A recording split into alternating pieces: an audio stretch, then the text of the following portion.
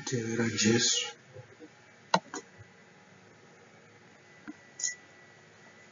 Shoko rekutevera Jesu rinoti kudai: zvino kana wakadanira kwaari, vanhu vazhinji navadzidzi vake akati kwavari, kana munhu achida kuuya shure kwangu, ngaazvirambe asimudze muchinjikwa wake anditevere.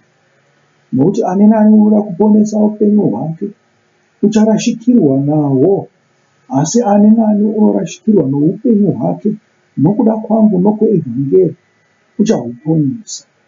Nokuti munhu uchagobatsirweiko kana awana nyika yose akarashikirwa noupenyu hwake?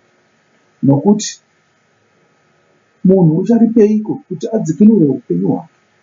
Nokuti ani naani unonyara pamusoro pamashoko angu parudzi urwu rwoupombwe nokutadza, Mwanakomana woMunhu uchanyarawo pamusoro pake musi waanouya nokubwinya kwake naBaba vake navatumwa vatsvene.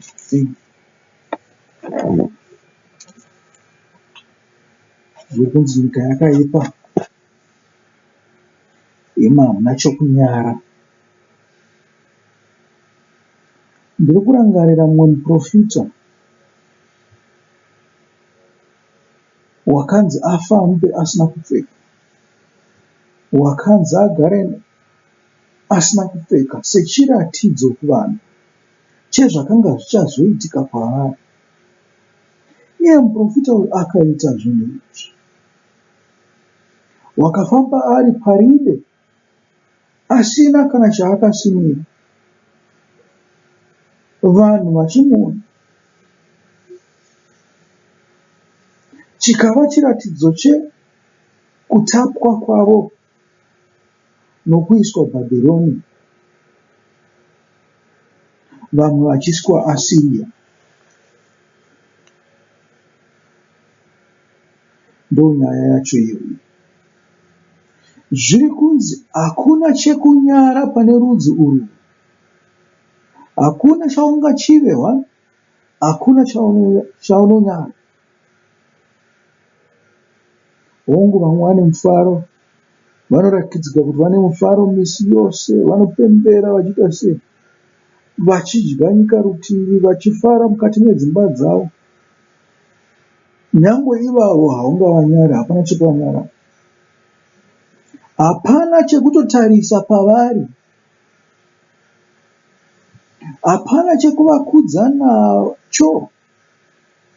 Vangava nepfuma yakawanda sei, vangava nezviso zvakanaka sei, vangava nehanzu dzakanaka sei, kana motikari dzakanaka sei, zvikanzi regedzai kutochiva vanhu, muri kupedza nguva.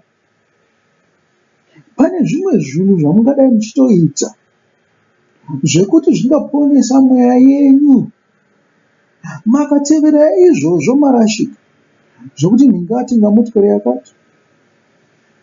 Hongu, mungataurawo zvenyu kuti ndingazvikakorapta azotenga motikari yakati. Naivo vanhu vanotenga maLambogini muZimbabwe muya, musina kana rodhi dzacho dzekufambira, vanenge vachitengerei? Unonzwa kunzi munhu apedza kana $1,000,000 achitenga motikari. $1,000,000 yekutenga motikari? Nhamo irimo munyika hausi kuiona here? Vanotambura hausi kuvaona here? Mwari akungokupa mari kuti ungoita zvako zvaunoda. Wade kutoinvesta pane chinhu chekuti ungabatsire vanhu.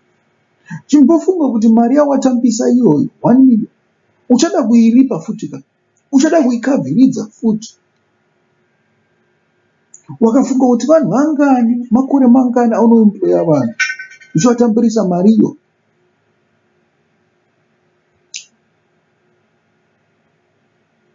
Dai waitopa zvako mariyo yokune vanhu. Vanhu vari kutotambira mari yakawanda chaizvo, unenge watambira kana 12,000 a year. 12,000 USD. Mumwe munhu anotenga motikari 1 million. Chifungai inini kuti pa 12,000 pa 12,000 ipapo unokwanisa kuemployera vanhu 8 for 10 years.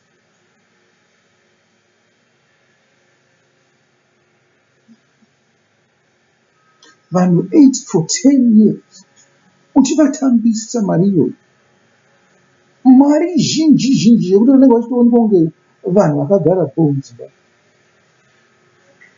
Vanhu vazhinji vanotambira kuma $500 ungaemploye vanhu 16 for 10 years uchivatambisa $500 vakararama nemhuri dzavo, vakararama nokurarama kwavo. Utotoona vavaka dzimba, vatovakisa kumusha uko, vatoona kana kahekite kekuti vanotorima. Waponesa mweya yavanhu neyamarudzi anoti unotora motikari, watenga motikari kudaro wouya uda kuishandisa pamigwagwa yedu yakafa, pedzezvo wakutsvaga mari yekuti upote uchiisa fuel, kungoimentena chete kunodhura.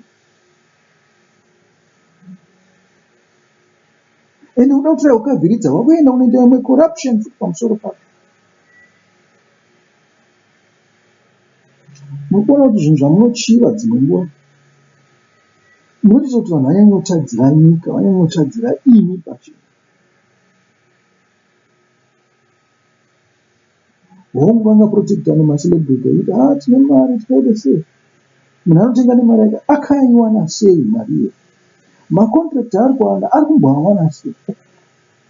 Nokuti kana une contract mumwe munhu atoshayiswa ipapo. Zvino kana waita rombo rakanaka rekuti waita contract iyo,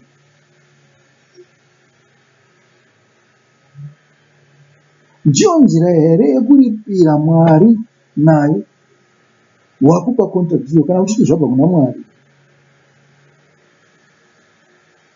kana kuti ndezvekuba. Naizvozvo zvinhu zvose zvaunoita zvokupa unoita sekunge upenyu hwako uchapera mangwana. Unotenga zvinodhura, unodya zvinodhura. Indaizvonza mugabe vaidya sadza nemuriwo pamakore 40 okutonga. Vakaita mangani 37 okutonga 38 vaidya sadza nemuriwo. Nyange zvazvo vaizotenga motikari dzinodhura. Zvanhu zvemahotera zvanenge zviri kure navo.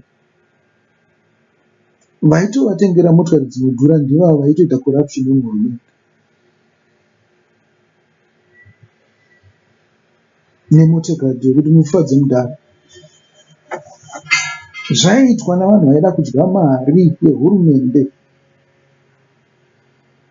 Kukumbozvininipisa woinvesta mari iyoyo pane chinhu chaunoona kuti chiri kubatsira nyika, kuti nyika haisi kuenda kumashure, kuti hausi kungotorera mari kuba, asi pane zvauri kuisawo kuti upfumi hwenyika huwedzerwe, navazhinji vaite mabasa, navazhinji vararama.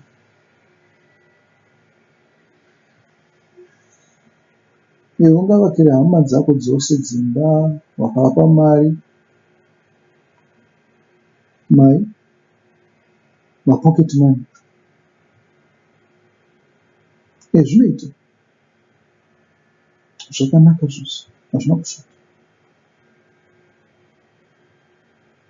Asi pane pamwe panofanira kudzoserawo kunyika, kwete kuhama dzako. Zvino imimi kana muchichiva vanhu vakadaro vekuti vari kuparadza upfumi hwenyika, vari kuendesa nyika kumawere kwekuti kana yava kumawere ikoko nyangwe naivo vachotambudzika, vachishuwira nyika yavakaparadza namaoko avo. Inenge ichizvida inenge yatorwa navamwe, kana kuti panenge pasina chokurarama, inenge yangohondo nguva dzose. Voshuwira kuti akomana takaparadza nyika yakanaka, dai takafambisa zvinhu zvakanaka, zvimwe nguva nyika yedu ingadai iripo. Tine kwatinotiwo kumusha, zvose zvandaivakira hama dzangu zvakaparadzwa nehondo.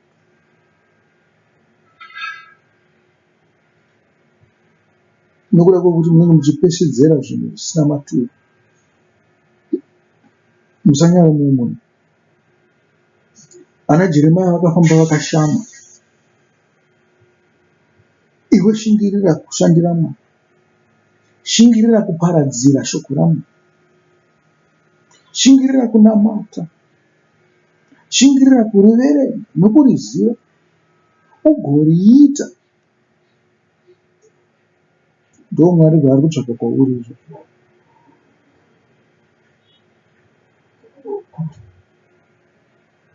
Musachiva vakadzi vanongofamba vasina kusimira, vachipfeka zvinhu zvekungoti miviri yavo ioneke oneke. Hapana chekuchiva ipapo. Tsvagai zvinhu zvinokubatsirai kana ari maYouTube channel. Tsvagai zvinhu zvekuti unenge uchidzidza chimwe chinhu. Kana iwewe wakanga uri dhokita, woedzawo kana kudzidza zveeconomics. Kana iwewe wakanga uri economics, woedzawo zvekudzidza kana zvinhu zveudhokota, kana zveulab technician, kana zvezvimwe zvemasainzi izvi, nyangwe zveubhiridha chaizvo, unokwanisa kuzvidzidza. Ndo zvakanakira ini. Chikoro chava pedyo nesu asi hatisi kuchishandisa. Zvinhu zvinoyemura nyika, zvinhu zvinoita kuti tose tibudire, hatisi kuzvishandisa kusvikira zvabviswa kwatiri. Musangoswera muchimhanyisana nekutarisa zvinhu zvamajokes nechichi. Ndo basa ravamwe. Vanoitawo mari machiita nyambo dzavo. Ita zvinhu zvekuti munowedzerwa ruzivo.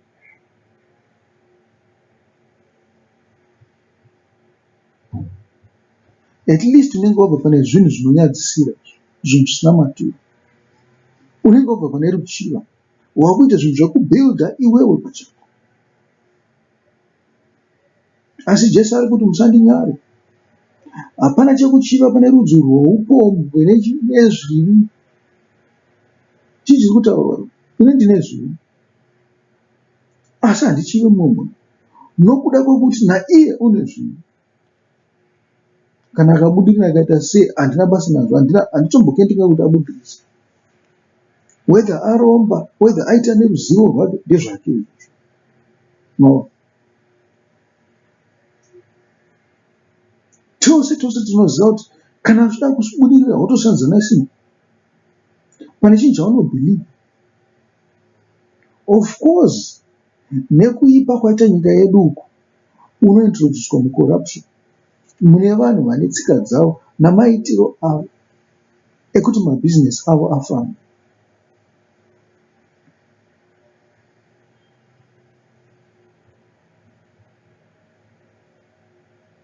Naizvozvo kana ruchiva rwako rwakakura, kana kuda kwako mari kwakakura, kupfuura hunhu hwako, uchapedzisira wabatwa nezvinhu izvozvo. Asi kana uchiziva Mwari, uchitya Mwari, unozviramba. Wotsungirira kuita nepamwe. Manzwa shoko ranyatsotaura kuti hazvidetseri kuti uve nemabhillions of dollars anofa uchisiya. Uchisiyira vanhu vasingazivi kuti vachadya sei mari iyo. Kana kuti vanoitei na.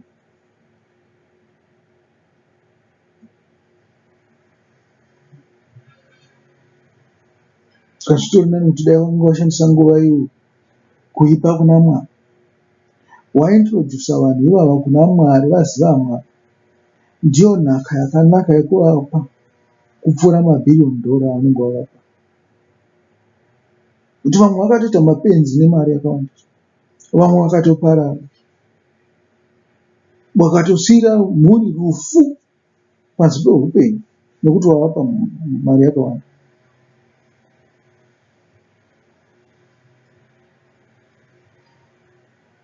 Madyiro avanoita urazi, ungangoita rombo rakanaka zvokuti ungangoita vana vanenjere vanokwanisa kushandisa mari iyoyo kuti ibatsire vamwe.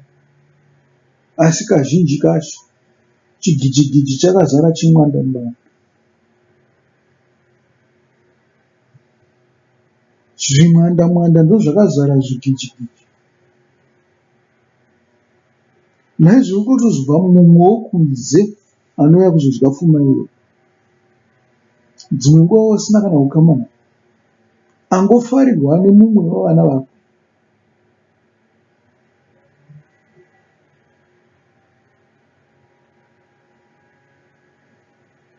Ndinorangaridzwa inini Dhavhidha naJonathan.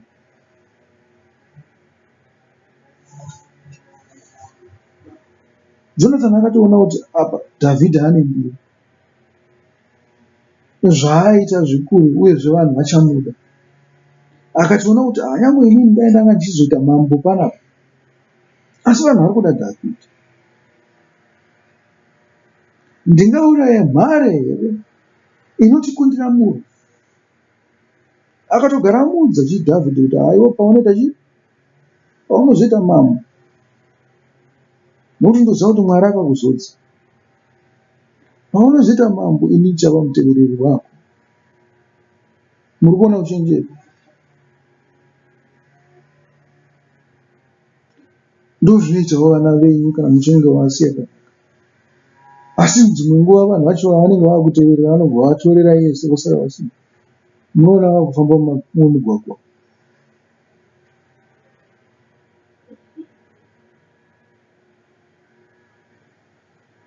Kana makaita mari yekuba, vanenge vakuita zvokuvandawo. Havachabuda pachena nokuti vakuziva kuti vanhu vakuda chi? Mari yavo. Ndozvazvinoita. Investai pane zvinhu zvakanaka. Investai panapa. Siyawo mbiri yekuti waunza vanhu naMwari. Siyawo mbiri yekuti wanga uchishumira mukereke.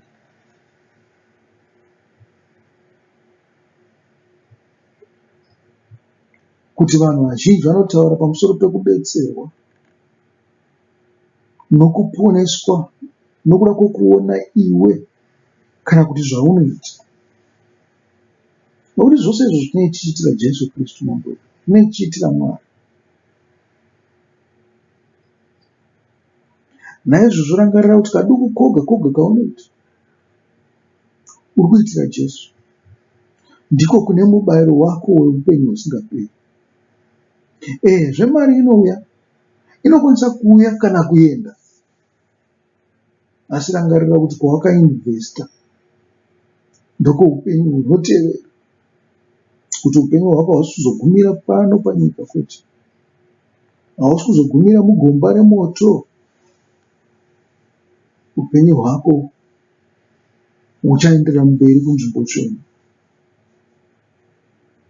Kusina kushanda kwawanga uchiita pano panyika, kuti ureze mari yekuti mhuri yako irarame, hazviko iko. Hakuna zvokuti vana vanenge vavashumiri vaMwari, mose makufara muri pasi paMwari muchimushumira.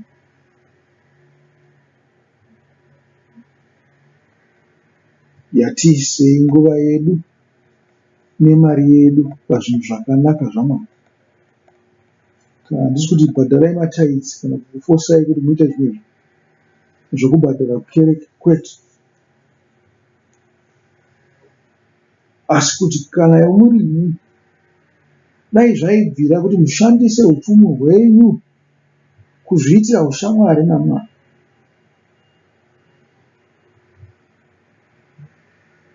Unozviitira ushamwari naMwari nokuziva Mwari. Mwari unoda kukuziva. Mwari unoda kuva pedyo nemi. Shingirirai muna Mwari. Tidzokere kushoko.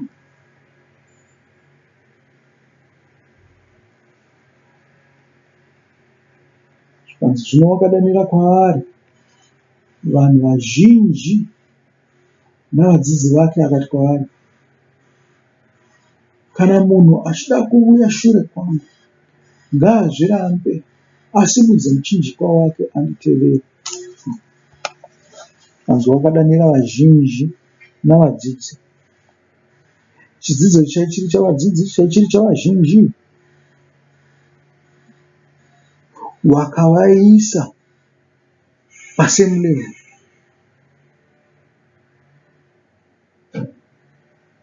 Zvandinokutaurira ikozvi kuti munhu wonditevera ndiye akaita sei, haazi riye wandasarudza kuti aite basa rangu, handizvo. Iye unozvisarudza kuti aite basa rangu. Uchaonekwa namafambiro ake, uchaonekwa namabatiro ake. Kana musina kuzviona panyika, inini kudenga uko ndinozviona kuti uyu munhu ndewangu.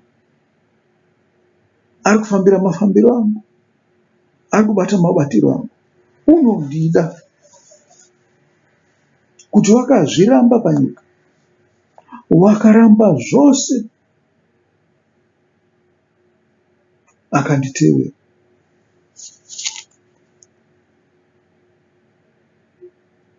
Kuzviramba kuita sei? Handika munoti kune pride, kuti munhu wese anofanira kunge ane pride. Asi pane vamwe vanhu vasina pride. Vanofarira vanhu, hakuzi kuti havafungi kuti vakanaka. Vanofunga kuti vakanaka. Asi hazvizvo zvokuenda uchizvirova matundundu uchiti ndakanaka. Nyange vachinyatsozviona kuti haisi takanaka kupfuura vanhu, haaenda achizvirova matundundu. Unozvininipisa panyaya idzodzo. Nyange ane pfuma zhinji, unozvininipisa pakuti ane pfuma zhinji. Vanhu vaanoshamwaridzana navo ndivo varombo navapfumi. Asi haazvishamwaridzane navanhu vanoita zvenyika. Unoshamwaridza nevanhu vanoda zvaMwari.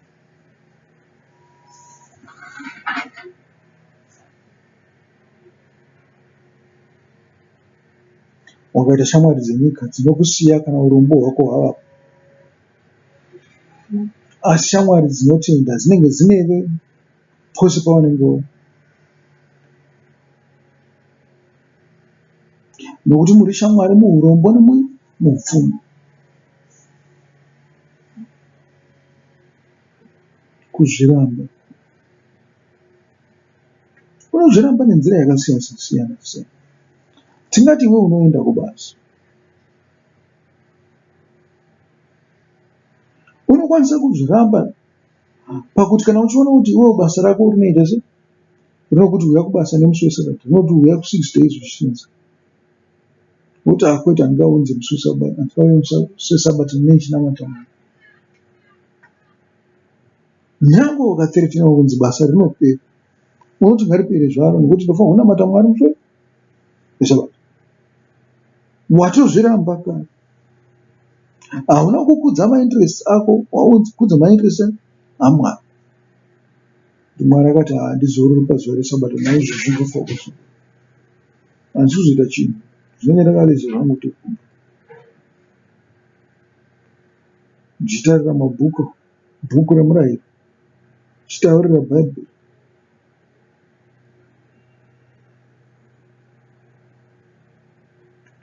Kuzviramba ikoko,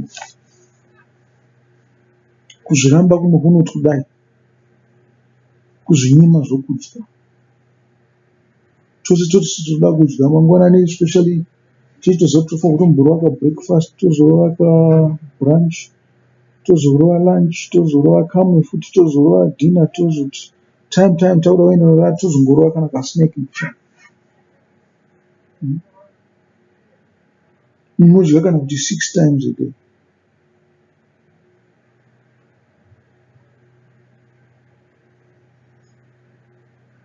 Kuzviramba kwakafanana nekuzvinyima zvokudya, kwokuti kuti kana ndichiwana zvokudya izvi, nhasi ndombotsanya.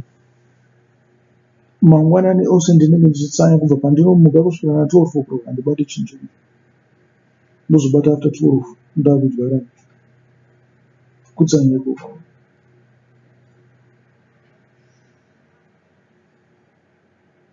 Kana kuti zuva rose handibati kudya, ndozobata kuma6 ndapedza basa, ndipo pandinozodya.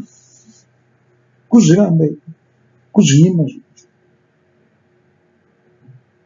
Mukuzviramba kunoti kuzvinyima zvinhu zvaunodisisisa. Iwo kana kuda kungoba pedyo nemhuri yako nguva dzose, zvirambe nokusava pedyo naye. Asi kana watadza kuva pedyo naye, uri kuita zvimwe zvinhu zvekuti ushumira Mwari. Zvichida kurova mharidzo, uri kunyora mharidzo,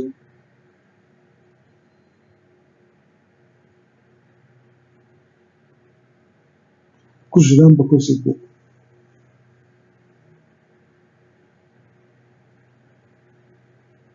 Kusururudza mhuri yako kwauri kubva kwauri kuti kungoitira Mwari basa. Hausisina kukoshesa upenyu hwako. Upenyu hwako hauchadhitemerwa nekuva nehembe dzakanaka, nekuva neimba yakanaka, nokuva nezvishongo zvemba zvakanaka, nokuva nemotokari, nokuda kwebasa.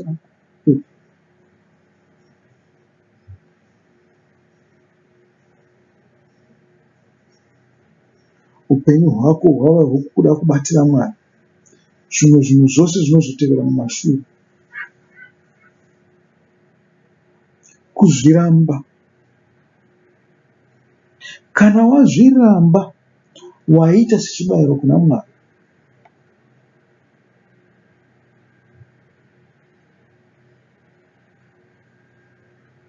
Kune zvimwe zvibayiro zvatinopira,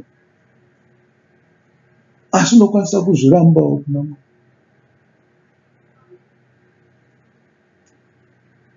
Kuti ini zveupenyu hwangu zvandinodisisa handichazviita nokuda kwaMwari. Kuzviramba kwakadai kuti hauchada bhora,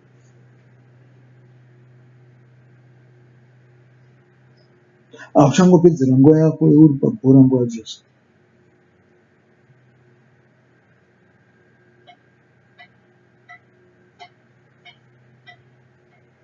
Kuzviramba ikoko, kuti panguva yawakanga uchiita zvebhora wakuisa kuna Mwari, panguva yawakanga uchiita zveupombwe wakuisa kuna Mwari, mari yaumbotambisa uchibhadhara kuupombwe, uchibhadhara kumabhawa nokutengesa doro, imwe woishandisa pamhuri, imwe woisa kuna Mwari.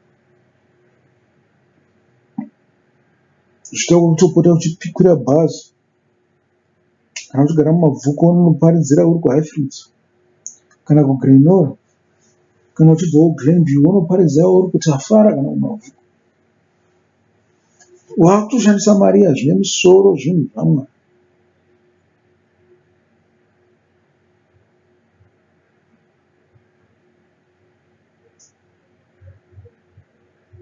Nawo Mwari ngaakudzwe, ngaakupei mano okuzviramba nokushandira Mwari.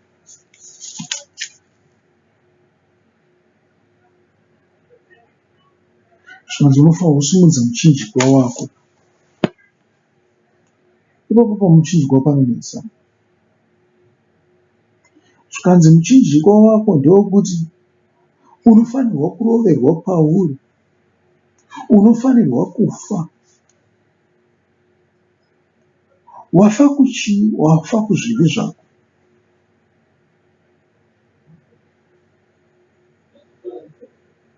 Muona, chimwe chinhu chinonetsa ndechekuti kana waroverwa pamuchinjikwa uri kuonekwa nomunhu wose, asi newewo uri kuzviona kuti apa ndafa, ndafa kune zvakaipa zvangu.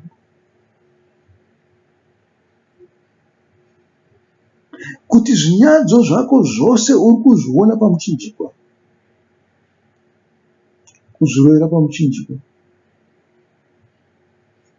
kuti haiwa nhasi ndinozviramba, ndinoramba huipi hwangu hwose, zvivi zvangu zviri pachena, izvo zvandinoita. Nekuti kana muchirwandisa zvivi zvenyu, munoramba muchizviita. Kana musingabatwi, munoramba makavanza. Hamutendeuki, hamubve pazvinhu zvenyu, zvichireva kuti hamuna kubhabhatidzwa.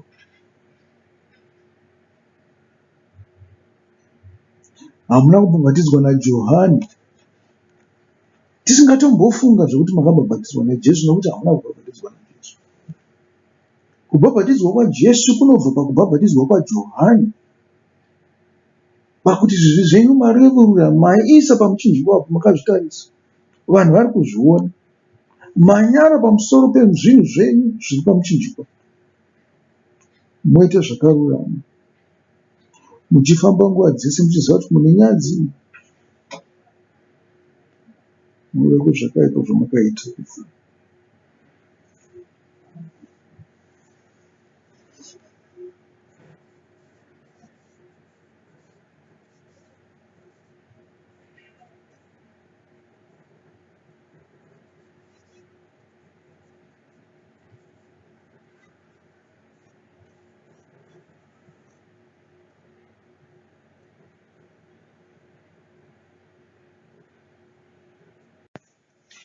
Zvanzi Jesu wakanyadzwa chaizvo akanga kundoroverwa pamuchinjikwa. Wakarobwa netsiva, wakasvipirwa, wakatukwa, wakaiswa korona yeminzwa pamusoro wake. Vadzidzi vake vakamuramba, vakamutiza. Hama dzake dzakanga dziri nechokure, dzisikakwanisi kusvika pedo. Hapana wakauya kuzomureverera kuti amununure. Wakanga wava oga. Kuzvidzwa kwakava paari, vanhu vachimuti, zviponese kaiwe waiponesa vanhu. Vachimuomba nokumutuka. Asi wakaramba wakazvitakura zvose kusvikira aroverwa pamuchinjikwa akafa.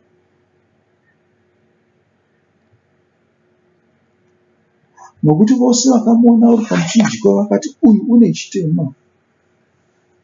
Uyu wakatadzira mambo, wakatadzira umwari. Naizvozvo wakanga wakafanirwa kufa.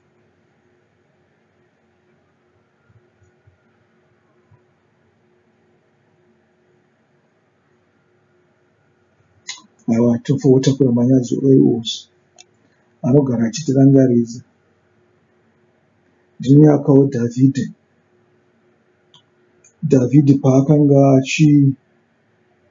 mwanakomana wake paakanga atora chigaro choushe, Abhusaromu paakaita mambo, Dhavhidhi uchitiza kubva kuna Abhusaromu. Zvanzi Shimei muBhenjamini wakauya wakamupfira mate, wakamumwaya ndove, wakamumwaya jechi, uchimutuka namashoko makukutu. Uri mhonde yemunhu iwe.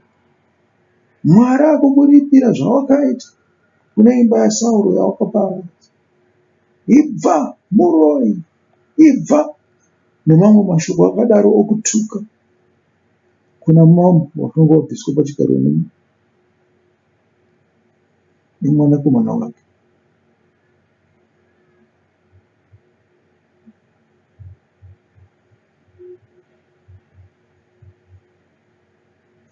Ndizvo zvatinofanirwa kuita izvozvo.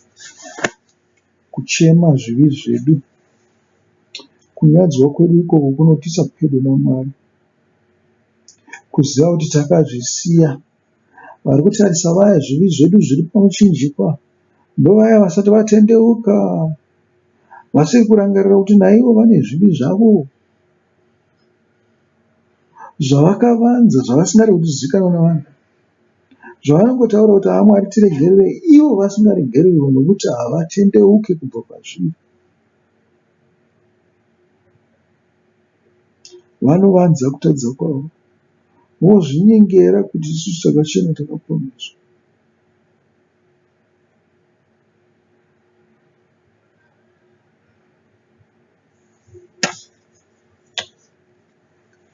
Vamwe vakati nyadzi dzinokunda rufu.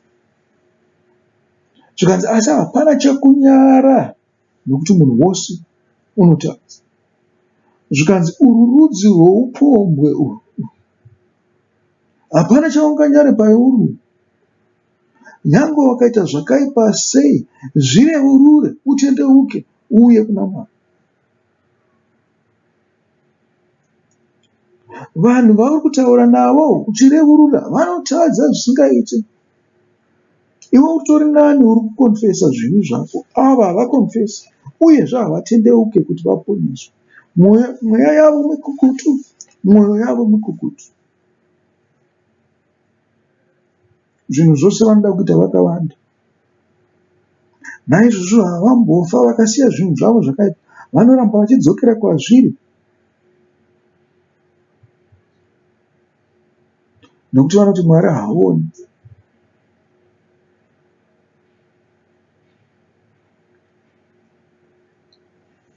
Takura muchinjikwa wako.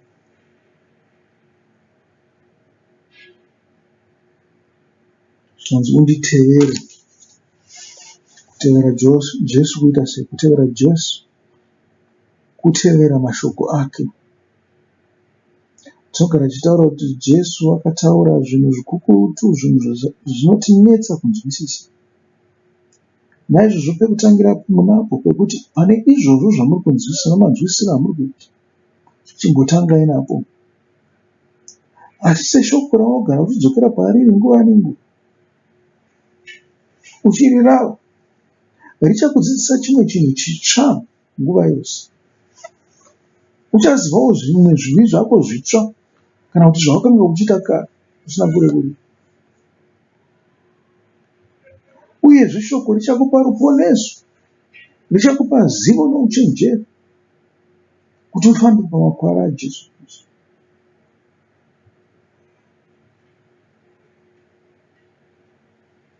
Kana wadzidza kubva kwaari, kana wamuteerera mashoko ake, wakumuteerera manje, wakumunzwisisa. Zvanzi vakadaro ndivo vanondinamata mumweya nomuzvokwadi.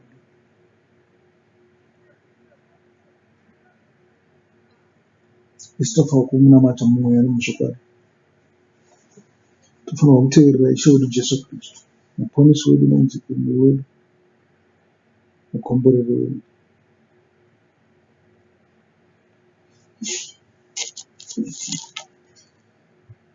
Teverai Jesu nekuita mashoko aanoreva. Zvanzi munondiidza Ishe, Ishe, musingaite zvandinotaura sei? Kana muchinditi ndini Ishe, naizvozvo chiitai zvandinotaura. Teererai manzwi angu amundinotaura, mugoaita. Zvanzi ani nani unoda kuponesa upenyu hwake ucharashikirwa nawo, asi ani nani unorashikirwa noupenyu hwake nokuda kwangu nokweivhangeri uchahuponesa.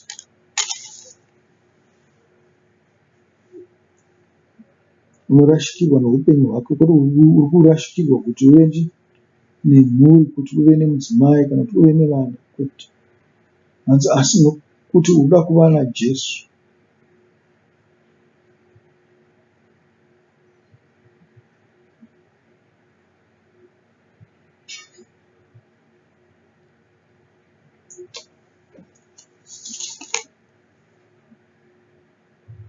Ani nani unoda kuponesa upenyu hwake ucharashikirwa nahwo. Munozvipa maexcuse akasiyana siyana akawandisa kuti muponese zvamunoita, mujustify zvamunoita. Dzimwe nguva munyatsoziva kuti zvinhu izvi zvamunoita zvakaipa, asi hamudi kuzvimira nokuda kwechimiro chamunacho pamberi pavamwe, kukudzwa kwamunoitwa navamwe, ushamwari hwamunavo navo hunoita kuti murashikirwe noumambo hwaMwari, muchida zvenyika, muchida kuyemurwa nevanhu vapanyika. Asi tikunzwa kunzi mirai pachokwadi. Kana mamira pachokwadi, Jesu ndiye uchaunganidzira vashamwari vakanaka kwamuri. Imi chenyu ndechekumira pachokwadi.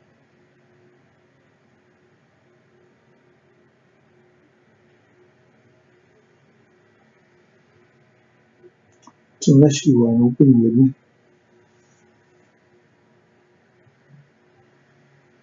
nenzira dzakasiyana siyana, especially kana wanga wava kutenda, hauchaenda kubhava, wasiyana nepfambi dzako dzose, hauchamwa doro, dzimwe nzvimbo dzawaingoenda so dzisingaite hauchaenda. Rurimi rwako warwisa mahanesi, hauchangotaura zvinhu zvisina maturo. Maziso ako haachangoona zvimwe zvimafirimu zvawaingoona so zvinozvidza Mwari, nokuti mafirimu amazuva ano anozvidza Mwari zvisingaite. Mafirimu emazuva ano anozvidza Mwari zvisingaite, vanotuka Mwari chaizvo chaizvo mutungu wavo. Zvikazisiyanai nazvo, namamwe makomenzi atinenge tichimboona amaZimbabwe chaiwo anokuzvidza Mwari kwaanako, kwamunofanira kusiyana nako. Dzimwe shamwari dzenyu namaitiro enyu so dzamusingade kusiyana nadzo, nedzimwe hama dzenyu dzamusingade kusiyana nadzo. Unofanirwa kuda hama, nokuti hama ihama. Asi zvavanoita ngazvive negepu kwauri, zviise gepu. Unoudza kuti hama tinoonana zvedu paruchimana, asi zvokuti tirambe tichifambidzana nekuda kwemafambiro enyu hazvichaita. Nazvo zvindosaridza kuti aiwa ndifambe zvangu ndega, ndopota ndichisangana nemi panhamo kana kuti mandidedzawo pamuchato kana zvichiita kuti ndiwe.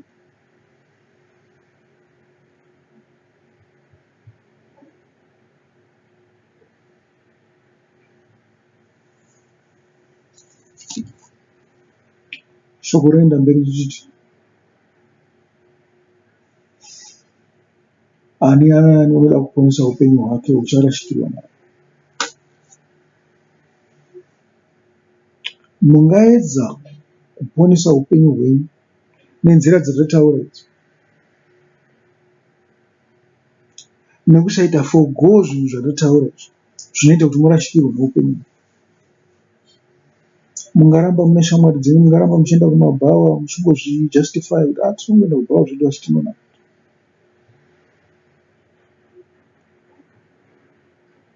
Mungaramba mune mabasa enyu, nyange zvanyu mabasa enyu asingakudze Mwari, nevanhu vari munoshandira vari vadiabhos. Mungaramba muchizvijustify nazvo, asi chinoitika ndechekuti murashikirwa noupenyu hunotevera. Watosarudza kare kuti uda kuenda kugehena, hausida kuponeswa.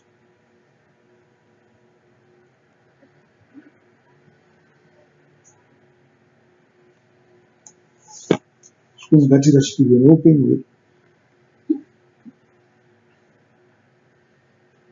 ngatisiye upenyu hwedu panyika, titsvage Kristu, titsvage upenyu hwaKristu, nokuti upenyu hwaKristu ndihwo chaiwo chaiwo. Tinofanirwa kufa tiri muna Kristu, tichifamba nomufambiro waKristu.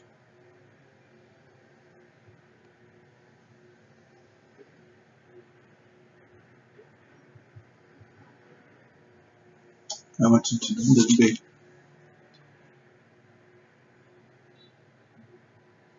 Munofanirwa kurashikirwa noupenyu hwenyu nokuda kweivhangeri, nokuda kwaJesu Kristu. Kana madaro mava noupenyu hutsva, maponesa mweya yenyu, uyezve mazvibvisa pane zvakaipa zvinotindivadza nekusakadza.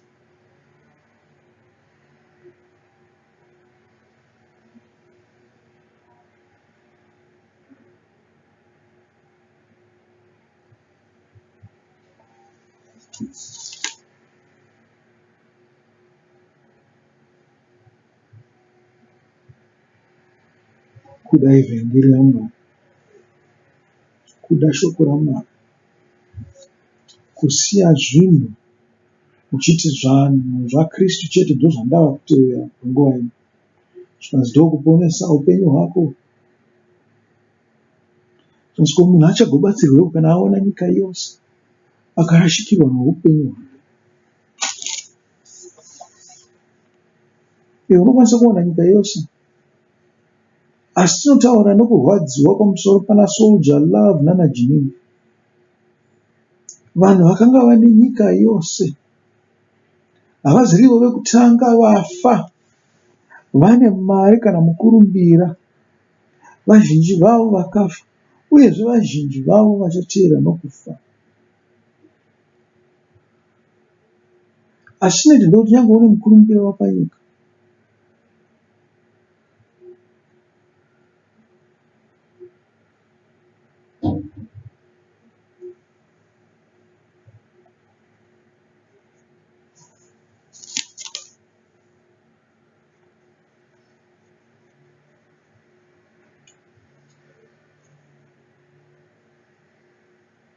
urashikirwa noupenyu hwako nguva isipi, wafa waenda.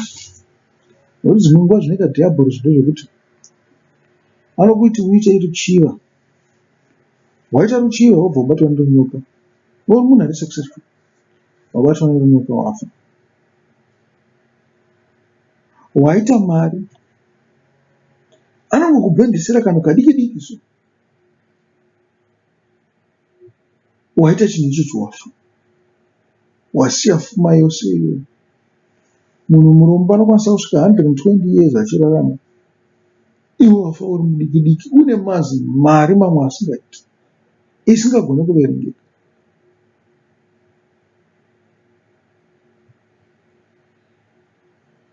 Chingakubatsire chii izvozvo? Hauna kurashikirwa noupenyu hwako chete panyika ino, warashikirwa nahwo nokudenga, nokuti wafa muzvivi zvako. Naizvozvo kana wafa muzvivi zvichakubatsira. Mari uchagoitarisa uri muguva mako uchiti akomana, mari yangu nedzimba dzangu dzandakasiya, motikari dzangu dzakanaka kudai, ndakafawo nenzira yakapfusa akomana.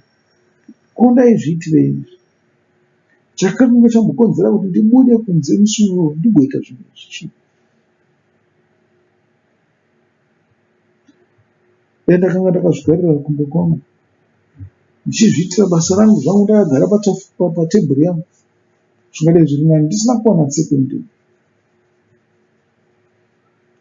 Zvino ndafa ndisati ndashandira Mwari zvakakwana.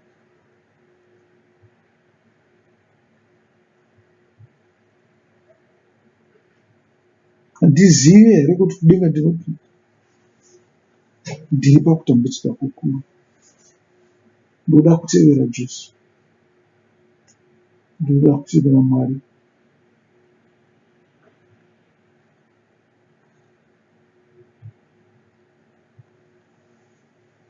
Handikwanisi kuziva kuti ndinopinda denga here. Tsvagai kuti muzive, tsvagai setimiti yekuti muzive kuti munopinda denga. Batisisai pazvinhu zvaMwari, rambai muchizviteverera, rambai muchizvitsvaga.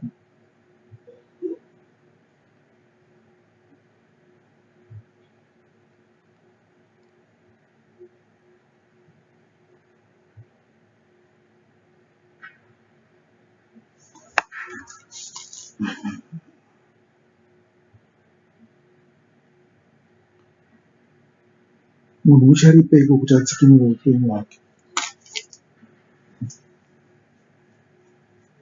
Chii chaucharipa kuti udzikinure upenyu hwake? Chii chauchapa kuna Mwari kuti udzikinure upenyu hwake? Zvenyika zvimubatsire izvo, zvenyika hazvimubatsire. Chinhu chinoita kuti udzikinure upenyu hwako chete ndiko kushandira Mwari. Kanzi unoshanda semunhu ane chikwereti, semunhu unofanirwa kuripira mhaka dzake, ndo zvingatongoita kuti uite sei? Udzikinure upenyu hwako.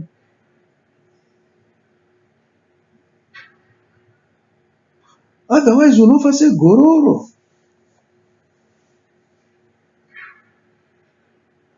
Unofa semunhu usingagone kubhadhara chikwereti.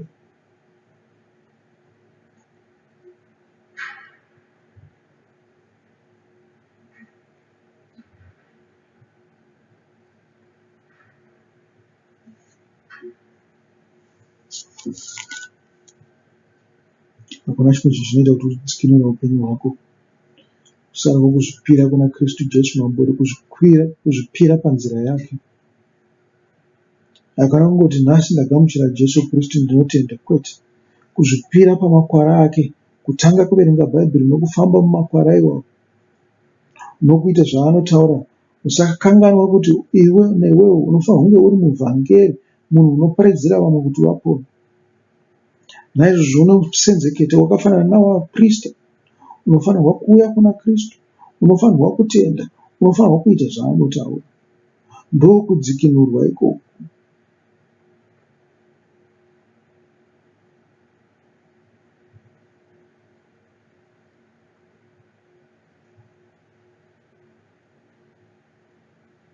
Nokuti ani nani unonyara pamusoro pamashoko angu parudzi urwu rwoupombwe nokutadza, mwanakomana womunhu uchanyarawo pamusoro pake musi waanouya nokubwinya kwake nababa vake navatumwa vatsvene. Zvikanzi kunyara pamusoro pemashoko ake, zvikanzi kunyara kuita zvinhu zvinotaurwa neshoko raMwari. Imwe dzimwe nguva munenge muchishandisa sekunyara kudzidzisa shoko raMwari. Zvose zvakanaka zviri pasi pokutenda, nekuti kutendawo kunoinkludawo kudzidzisa shoko raMwari. Zvikanzi musanyare pamusoro pazvo, musanyare pakuita zvinotaura shoko raMwari. Vamwe venyu vachitokuona kunge mune mabharanzi, kunge musingaite zvinhu kwazvo, kuti munenge makuita sechinhu chitori odd.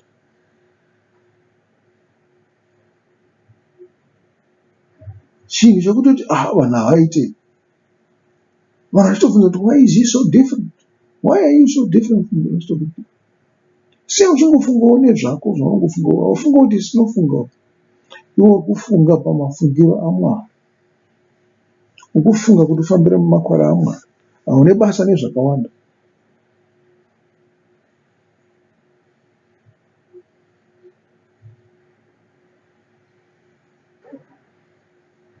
Naizvozvo rangarirai inzwi raMwari. Rangarirai inzwi raMwari nguva dzose, uite sezvaanoita. Utye Mwari, umukudze. Usanyare kumunamata, usanyare kumukudza. Usanyare kutsirakidza tsika dzako dzaMwari pamberi pavanhu. Kana pane zvavanotaura, zvavanoita, ubva watsiura kuti izvi hatitauri zvandiri, nokuti ndinonamata Mwari. Kana matodaro matondiofenda, ndakubva panapa zvangu. Musare muchitaura zvakanaka.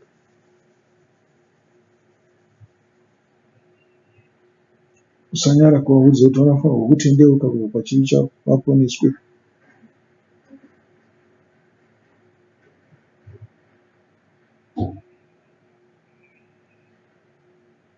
Iwo mashoko ekungoti iwe unofanirwa kuponeswa, unofanirwa kutendeuka, akatonaka. Watoparidzira munhu izvozvo. Hakusina munhu usingazivi kuti kune Bhaibheri. Vanhu vose vanoziva kuna Bhaibheri vanoriramba, havadi kuriverenga. Anotengeswa mumashopusi. Dzimwe nguva mumashopusi akutobviswa maBhaibheri aya nokuti haasi kutengwa zvakakwana. Atosara maBhaibheri epaindaneti ekuti rinenge rakangoti nhoo riripo.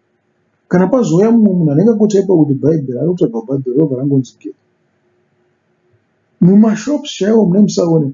Ndakapinda mulaibhurari, mumalaibhurari emuno mandinogara. Malaibhurari ose ndakanetseka nekutsvaga Bhaibheri. Ndaiwana dzimwe nguva dudziro dzavanhu, ndikawana zvechiIslam, ndakawana zvimwe zvinhu zvose, asi Bhaibheri chairo rakandinetsa. Paguta rose revanhu about 4 million makanga mune maraibhurari acho ose aripo, pakanga pasina maBhaibheri anopfuura 4 kana 6. Zvinotinetsei? Zvinotiratidza kuti nyika yatiri yakaita sei, inokudza chii? Vanhu havachada Mwari.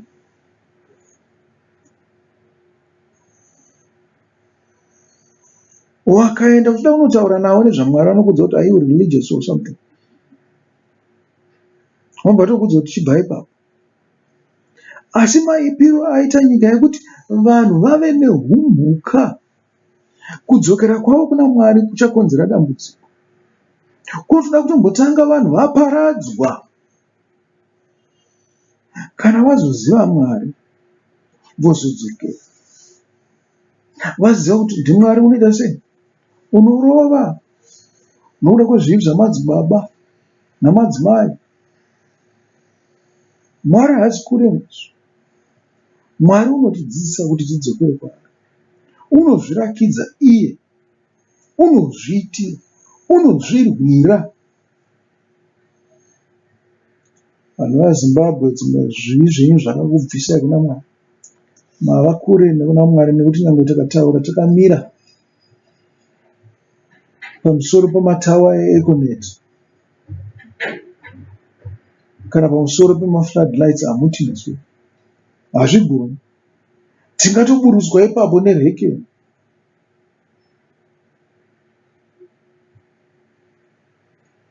Nzeve dzenyu hadzichakwanisa kuteerera zvinhu zvakadaro. Kana dzitongosvika munzeve dzenyu chete zvinozotitaura kuti something is wrong panapa. Motovhara nzeve motoenda mberi.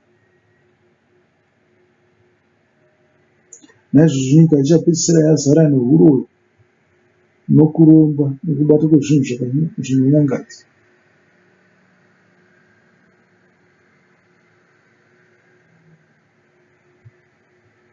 Zivai Mwari, uyai kuna Mwari. Rangarirai murau yake, ndiMwari unokudai.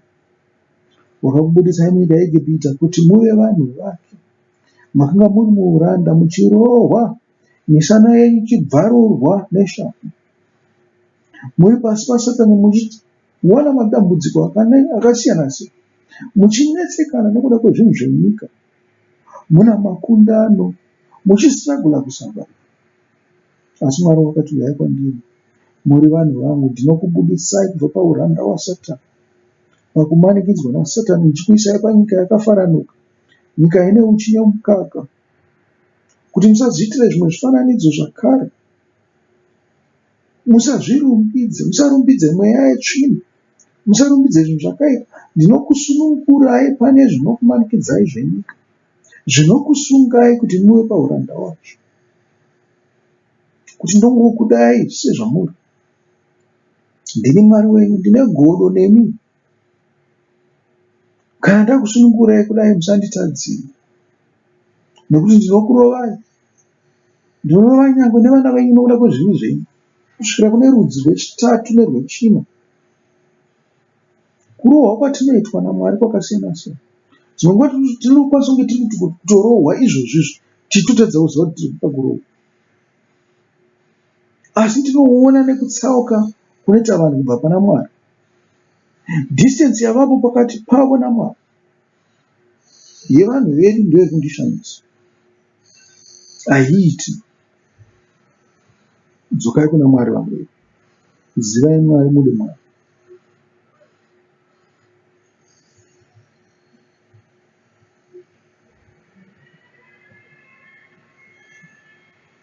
Musadzibatai zita rangu neukosha.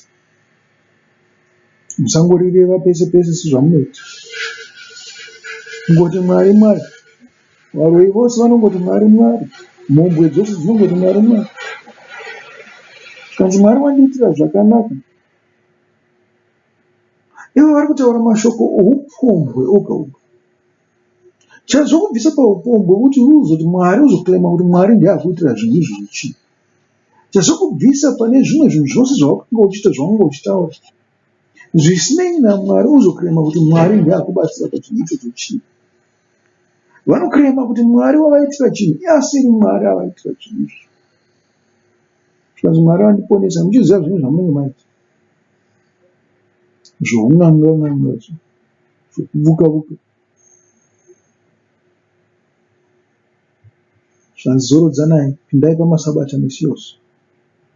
Itiranai nyasha misi yose. Mukudze baba wenyu namai venyu. Naivo vanofanira kundiziva. Kana vandiziva, vachaita kuti nyangwe nevazukuru venyu nevazukuru vavo vandiziva, ivo vana venyu. Nemiwo mugosimbiswa mukundiziva. Nekuti zvinhu zvamunenge muchiita namadzibaba enyu zvimwe chete nemi.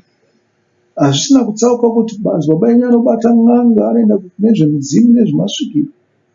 Imi muchiita zvimwe zvinhu zvinokuti motoita mukaha pakati penyu wokusawira. Mava dzinza revanhu vanoropafadzwa vari pasi paMwari.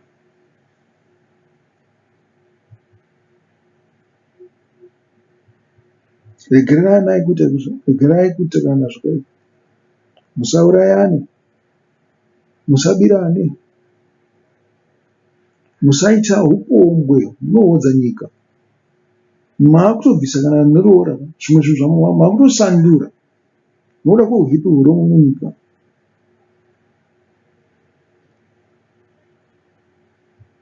Zvikanzi musareverane nhema, corruption yanyanisa, uori hwanyanisa, kuroverana nekureverana nhema nekunyeperana nekubirana.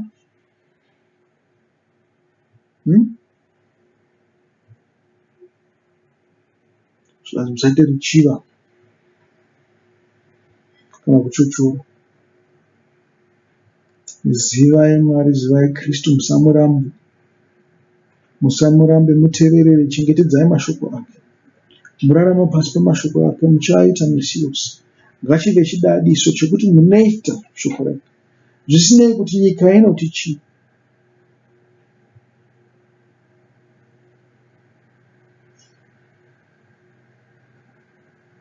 Murambe makamira panamara.